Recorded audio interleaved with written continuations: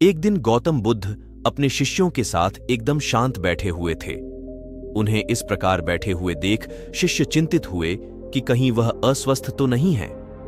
एक शिष्य ने उनसे पूछा कि आज वह मौन क्यों बैठे हैं, क्या शिष्यों से कोई गलती हो गई है? इसी बीच एक अन्य शिष्य ने पूछा कि क्या वह अस्वस्थ हैं, पर बुद्ध मौन रहे। तभी कुछ दूर खड़ा व्यक्ति जोर से चिल्लाया, आज मुझे सभा में बैठने की अनुमति क्यों नहीं दी गई है? बुद्ध आंखें बंद करके ध्यान मग्न हो गए।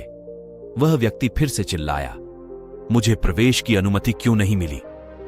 इसी बीच एक उदार शिष्य ने उसका पक्ष लेते हुए कहा कि उसे सभा में आने की अनुमति प्रदान की जाए। बुद्ध ने आंखें खोली और बोले, नहीं, वह अछूत है, उसे आज्ञा नहीं दी जा सकती। यह सुनकर शिष्यों को बड़ा आश्चर्य हुआ। बुद्ध उनके मन का भाव समझ गए और बोले, हां, वह अछूत है। इस पर कई शिष्य बोले, हमारे आश्रम में जात पात का कोई भेद ही नहीं, फिर वह अछूत कैसे हो गया? तब बुद्ध ने समझाया, आज वह क्रोधित होकर आया है। क्रोध से जीवन की एकाग्रता भंग होती है। क्रोधी व्यक्ति प्राय मानसिक हिंसा कर बैठता है, इसलिए जब तक वह क्रोध में रहता है तब तक अछूत होता है।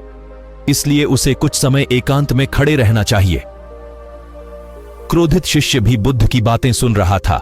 पश्चाताप की अग्नि में तपकर वह समझ चुका था कि अहिंसा ही मनुष्य का महान कर्तव्य व परम धर्म है।